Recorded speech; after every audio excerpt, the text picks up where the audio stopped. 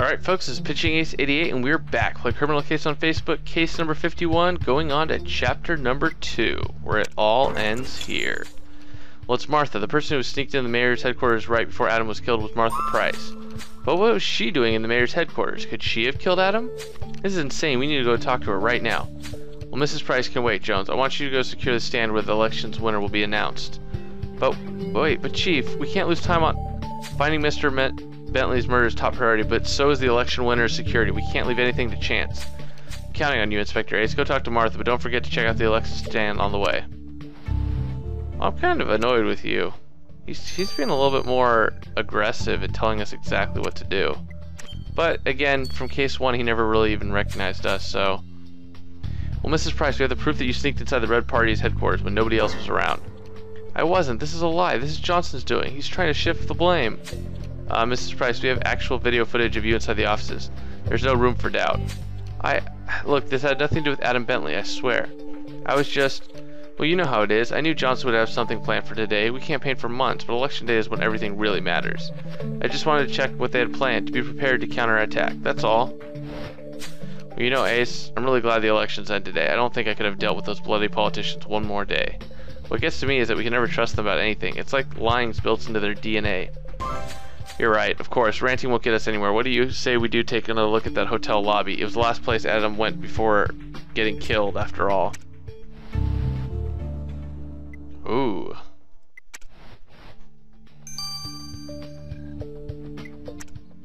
So, what have we here? Aside from me wanting to get a whole bunch more stars.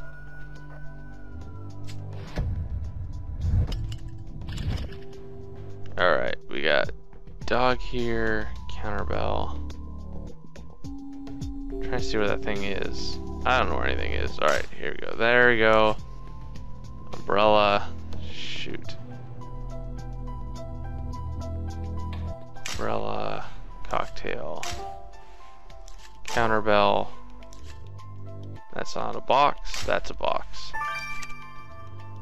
And a cap. Which I don't know where it is. Ah! I basically selected that. I just selected the briefcase instead. Shame on me. Well, the hotel's lost and found box. Brilliant idea, Ace. Let's have a look through the contents. Maybe Adam forgot something there.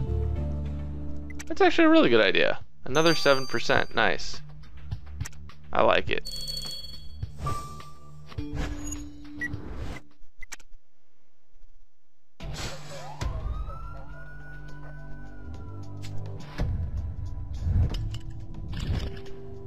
Alright, well there's a broken statuette right here. That's really weird, by the way. Eagle. Okay, hot dog. Piggy bank. Trash. Ah, that totally looked like a trash bag right there. And an eagle. Yeah, I know it's in some picture somewhere. Ah, it's not even a picture. Yep. Again, not my finest moment. But anyways, alright, since King insists on us securing the election stand, we might as well be thorough, Ace. Time to get the gloves that let's dig in the garbage bag you picked up. Thankfully, this broken statue should be less messy to deal with. Yeah, let's see what we can find. Right there, that's going to be 21%, so we're going to be at 42%. So we'll see what exactly the timeline is for this stuff.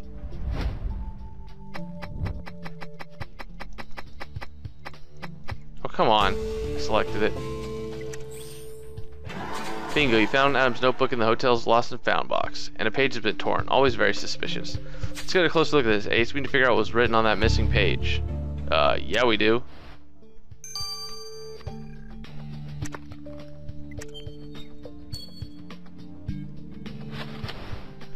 Oh, there's a gun.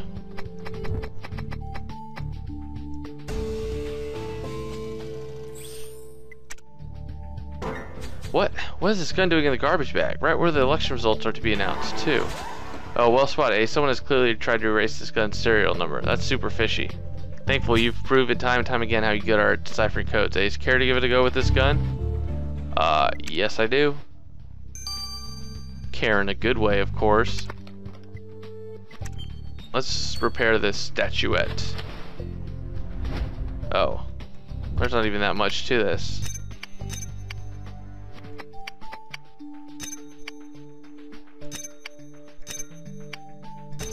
The heck is that? That's very creepy.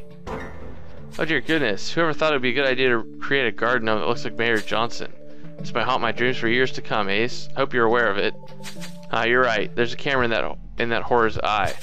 Someone was planning on spying on the election ceremony. I agree. We need to send this recording gnome to Alex straight away. Interesting. 12 hours. Even more interesting.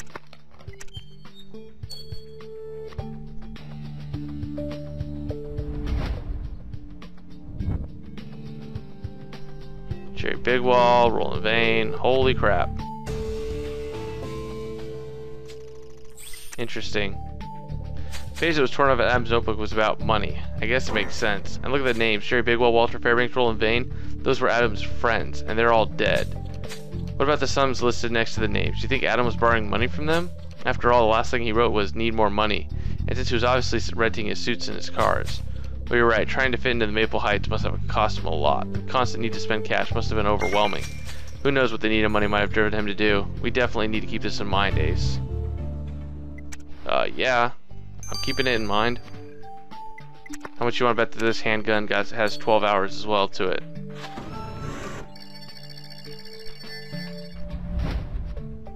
So that's not a V, it's going to be an M. That's not a C, that's going to be probably a G. That's not a J, it's probably going to be a U. Yep, I got this game down, man. Fantastic job. Now that you deciphered the gun's serial number, we can send it to the lab to identify its owner. Heck yeah. Looks like a 12-hour one too, probably. Yep.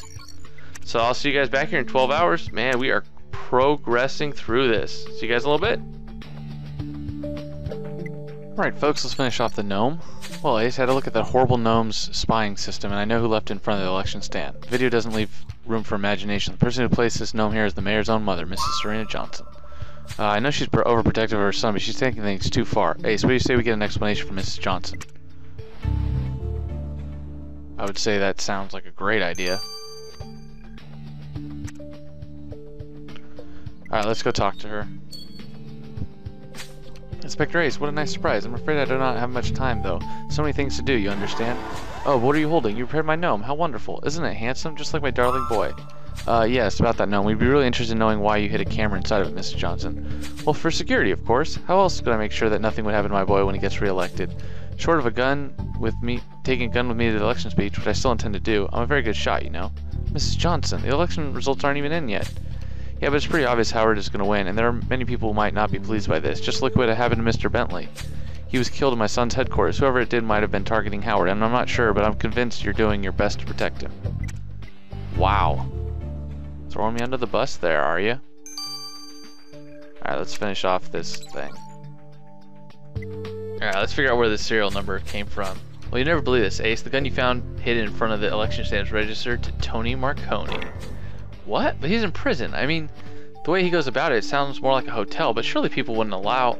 Wait, there's so much more. Nathan ran a series of tests on the gun, comparing a bullet fired from the bullet he found in Adam's head, and they're a match. Ace, you found the gun which was used to kill Adam. This gun is your murder weapon. What the heck? Ace, you're right. I can't say I'm very thrilled, but let's pay a visit to Marconi. He better give a very good explanation for this. He was in prison. He didn't have the gun.